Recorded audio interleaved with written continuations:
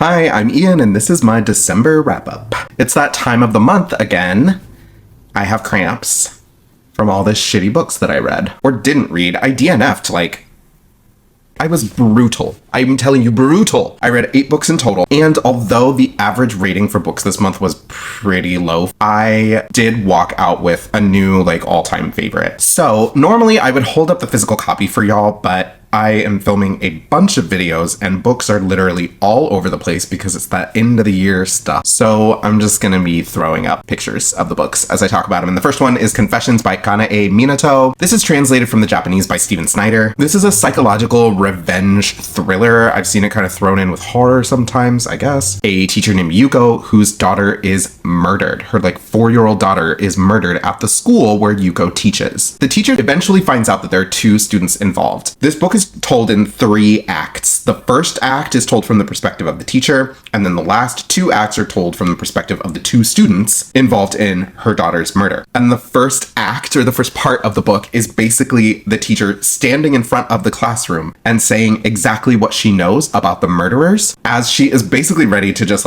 mic drop her way out of the job. She's retiring, she's not going to teach anymore. It's been way too hard on her. So she doesn't care, and she says all the things with absolutely zero filter whatsoever. And then we spend the next 2 parts of the book getting inside the brain of these 2 different students. As a character-driven reader, I don't mind spending that much time in someone's head, and each of them rehashing how everything leads up to the murder of this girl. And I find that really fascinating. But nothing's really happening. It's more of a why-done-it than a who-done-it. If you're not into the why-done-its, you're not gonna like this. And you're also not gonna like this if you have zero patience, because the mic drop is real, and it only happens on the very last page. Then my first DNF that I'm going to talk about was the Christmas Orphans Club. I hated this with a passion. It's about a group of friends in New York City, told from the perspective of Hannah. I think this might be multiple perspectives, but I didn't get to the other one. Hannah and Finn are besties. Finn, I think, is gay, and he's planning on moving to LA. And so to Hannah, this is a really sad moment because it's their last friends Christmas together. I didn't get far enough to find out what was going to happen because of 2 things. One, started this with audio. This was going to be one of those where I was going to do the immersive reading, but I started it on the treadmill. I could not stand the narrator. It was insufferable. The pitch of her voice, especially when talking in a more male or mask voice, was way, way off. And the accents, she made everyone sound like they were just posh fucking assholes, terrible people. I don't know what was going on with that, but it doesn't matter because the writing was also insufferable. And let me show you exactly why. Yeah, I got through the prologue. That was as far as I got. Oh my god, I can't believe it was just that. In my memory, there was so much more. Here's a quote. I, Hannah Gallagher, am kind of an expert on depressing playlists. Absolutely not. I don't know who... I hate Hannah Gallagher. I want zero happiness for her. Why are you gonna start off your book with that? Moving on, I'm done. Getting rid of that book too. Excited. Probably gonna put it on Pango Books if anyone wants it. Then I read Secret Santa by Andrew Shaffer. This is the guy that wrote the Obama Biden mysteries, which I didn't realize until I had already planned on reading it. I just wanted a horror book that was Christmas themed. I am finding out that I do not like Christmas themed things. So Secret Santa, I gave it 2.5 stars. It's about this editor who loses her job in a round of layoffs, and so she interviews at this prestigious publishing firm. Shortly after the interview, the boss just dies, croaks, bites the dust. He's a total asshole anyway, so no one's upset about it. But in the process, Lucy kind of finagles her way into convincing everyone that she actually got the job and that he just hadn't been able to tell anyone that she'd gotten it. She enters this workplace. They're used to their own ways, and it takes place in the 80s, so there's a lot of 80s kind of pastiche and a lot of references to 1980s horror, including Stephen King, a lot of Stephen King references. This book isn't written poorly. I was a bit bored at times, which I thought was odd because it was moving so fast and there was so much going on, and the characters are New York witty. The best way I can describe this is painfully mid, because I want to either hate it or I want to love it, but instead I'm just kind of stuck in this middle space. It was mid. I don't know. Another book that I DNF'd for now Originally on my TBR, it was chosen for the History Sickos book club book on Fable. They're not going to be on Fable anymore, so I'm not going to be reading any books from them anymore. It's The Greatest Knight by Thomas Asbridge. So this is about William Marshall, who was a knight and a confidant of like 5 different British monarchs. Apparently this book is supposed to be really interesting. I could not get into it at all. It was just absolutely not happening. I do think that I'll give this another shot at some point, but it's probably not going to be anytime soon. It's probably just going to gather some dust on my shelf before I pick pick it up again. One book that I am DNFing forever that was also on my TBR was The Nightmare Before Kissmas. Again, I do not think that I am into Christmas literature. The Nightmare Before Kissmas is an Achillean fantasy romance. There's something about a fake marriage, competition. Again, I will never understand. Just like, is the competition fake or is the marriage fake? Like, I don't know. I didn't get far enough, but it's about like the Prince of Christmas and the Prince of Halloween, and I think it's a rivals to lovers. I started reading this and I was like, well, this is kind of cute. And then I realized it's fairly one note. I have found this to be true in many a rom-com where the characters are not really that good, but the writing is pretty zippy and the writing can cover for that sometimes. I don't care for that kind of writing in the first place. So if the characters aren't good and all you've got left is zippy writing, then I'm out. Like, I'm not having it. From quite a few other gay men, I did hear that this is like gay romance for straight women. I think it's great that straight women want to read gay romance. Like, do your thing, chicken wing, but I am gay and I would rather read about gay romances that actually like reflect my experience. That also just contributed to me being like, you know what? I think I'm gonna DNF this. I don't think I'm gonna do this. And I'm glad that I did that, because there will be a second book that's gonna come out, I think in 2025, in the fall of 2025. And that's fine. It's fine. It's like one fewer thing for me to read. Another DNF that I'm gonna DNF forever. I was so disappointed in this one, is Tentacle by Rita Indiana. This was translated from the Spanish by, I think, Achi Ovejas. The author is from the Dominican Republic, and it's sort of a futuristic sci-fi fantasy climate thriller, maybe. It's set in like a post-apocalyptic Santo Domingo, which is the largest city and I think the capital in Dominican Republic.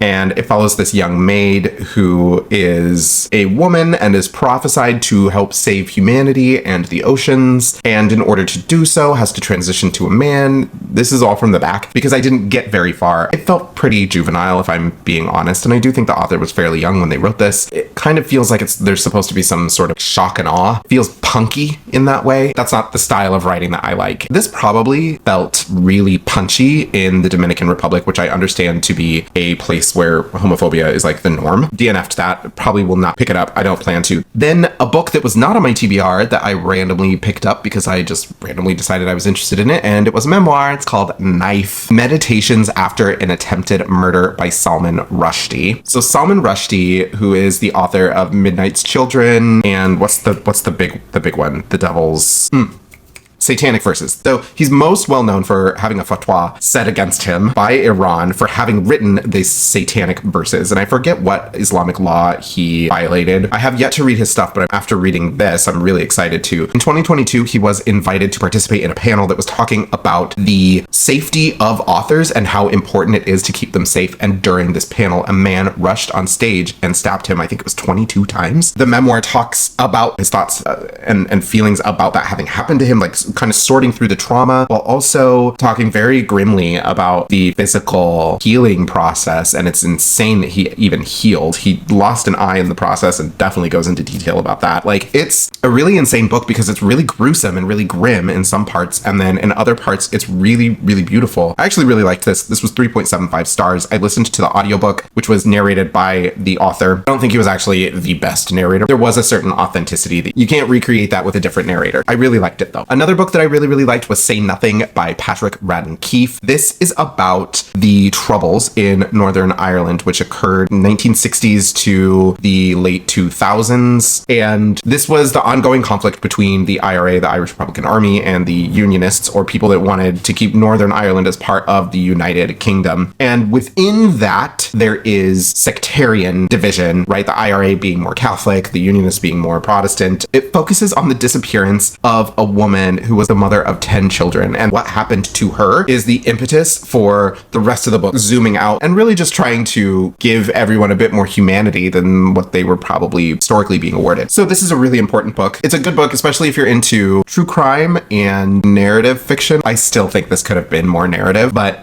it's good. I'm looking forward to watching the Hulu limited series. Then another book that I just randomly picked up because I was like, well, hey, this is short and it's fairly germane. It's in the news.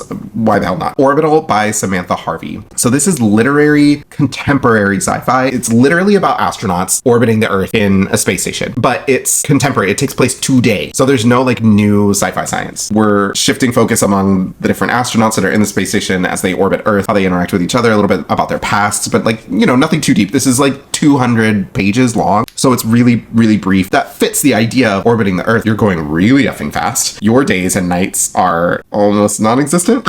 It's a totally different timeline. But there's a theme here, like as a character-driven reader, I was kind of bored. This is not poorly written. I think this is written really well. But again, I read for enjoyment. One of the biggest things for enjoyment for me is characters, and we don't really get to know any of them, at least in a way that felt meaningful to me. So although it just won the Booker Prize, I would have to say it was not my favorite of the very few shortlisted Booker Prize books that I read. In fact, one of them is in my top 10. It's not even close. Then a book that I loved, Beartown by Fredrik Bachman. This is my third Fredrik Bachman book. I loved A Man Called Ova. I gave that 5 stars. I read Anxious People and I really did not like that. I don't even remember what I rated it, and I'm assuming if I told anyone, my head would be just eaten off. At times it felt like a caricature of anxiety, but I'm glad that Bachman wrote it. It speaks to a lot of people, and I think it was really cathartic for him himself. Beartown is about a town who is really excited for their hockey team this year. They're about to go to national semifinals and win the whole damn thing. If they win the whole damn thing, that means that they will get more funding for their schools and for their team. They can start putting money into tourism. The future of this town relies on this hockey team winning. But there's an incident halfway through the book that involves one of the star players on the hockey team and then another character that we've been following throughout the book. We get introduced to a lot of characters, and that sometimes feels inundating, but in the end it makes sense. And this is where like Fredrik Bachman's superficial way of characterizing individuals works really, really well, because you're able to maintain a delineation between all of them, even though you're just being thrown name after name after name after name. That incident halfway through the book just shatters the community. So this whole character that he's built up with all these tiny characters then just falls apart, and it becomes really riveting to see how people react to this particular incident and to see how the town reacts, both as an entity and then also as like a governing body, also as product of capitalism, etc. People are really surprising in the ways that they react. This is the first book in a trilogy. I definitely intend on reading the next one. It's called Us Against Them. I might even save it for next December. You know, make it a 3-year tradition of reading each book in the Beartown trilogy. A book that I DNF'd that I will not be finishing and will absolutely be getting rid of is The Bear and the Nightingale.